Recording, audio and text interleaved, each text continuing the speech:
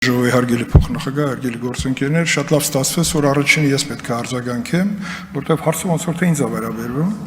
եւ ասեմ ձեզ, որ ես ուզում եմ սկսեմ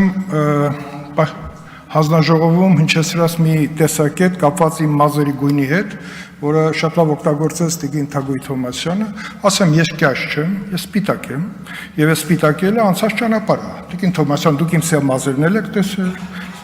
ալեխարնել եք տեսել, սպիտակնել եք տեսնում, եւ դա անցած ուղի է, խնդրում եմ դա մազերը չշահարկեք։ Ինչ վերաբերում է կյաժությունը եւ հարցի քննարկումը, ես ուզում եի հասկանալ ձեր զեկույցից, վերջին հաշվով դուք ինչ եք հասկացել իմ ասածից։ Դուք չասեցիք։ Ասում են, ասեք, եթե ես կրկնել եմ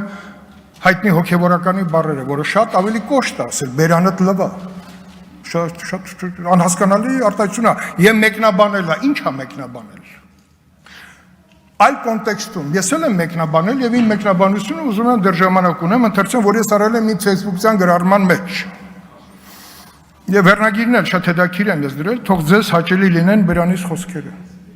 Խոսքի մասին է վերաբերում, խոսքի մաքրության, Տիկին Թոմասյան։ Լրագրողի եւ ընդհանրապես պատգամավորների հետ հարաբերություններում դա երկկողմանի է, պարտավորությունները իրավական։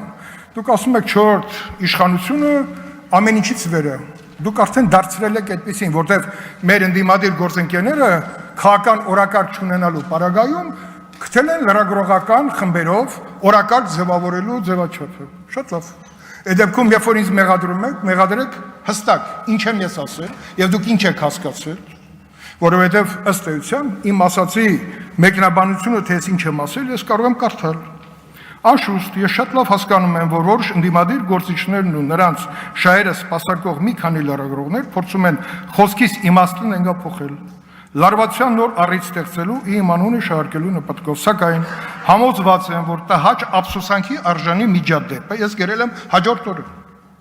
Չէր դառնա հանրային քննարկման առարկա, եթե գնահատականներ տվեին մեջբերումը, որ ես արել եմ ձեր սիրելի հոգեվորականի ասածից։ Ես որևէ վիրավորական բան չեմ ասել, ես ասել եմ խոսքի մաքրության մասին, որովհետեւ ավելի ինկալելի լինի, ես նույնիսկ վերջում բերել եմ սաղմոս եւ այստեղ նաեւ ձեր թերթի քնարիկը, որ իմ նկարը վազվզավել այստեղ, ասում եք բնականն եմ դրեք, վերջին հաշվով ես ուզում եմ բացատրեմ, որ նաեւ այդ ձևաչափի մեջ խոսքի մաքրությունը շատ կարևոր է։ Իսկ ինչ այդ օրը տեղի ունեցավ, պարզապես ճեպազրույցի ժամանակ Հռիփսիմե Ջեբեսյանը մոտեցավ եւ փորձեց ձախ կողմից ներխուժել այդ աշխատանքի մեջ, որ ես թույլ չտվեցի։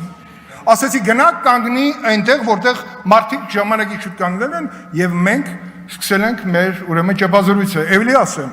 դուք չեք կարող ասել, որ ես բաց չեմ եղել ընդդիմադիր լրատվամիջոցների առաջ։ Գուցե երևի ամենաշատ հարցազրույց տված եւ ճեպազրույց տված պատգամներից մեկն եմ։ Կարող եք մոնիտորինգ անել։ Եվ դա հիմա ասել, որ ես լրագրողներին ճնշել եմ, բայց ճնշվածներին չեմ մյուս օրը գալ ինձանից հարցազրույց վերցնել։ Դու ճնշված մնաք, բոյկոտ էիք հայտարարել, անեիք, ինչի չեք անում։ Ուզում ասեմ արդարացի պետք է լինեք, սա առիթ էր, որպեսզի 1.5 ժամը օրակարգ չլինելու քաղաքական պարագայում դարձնեք օրակարգ։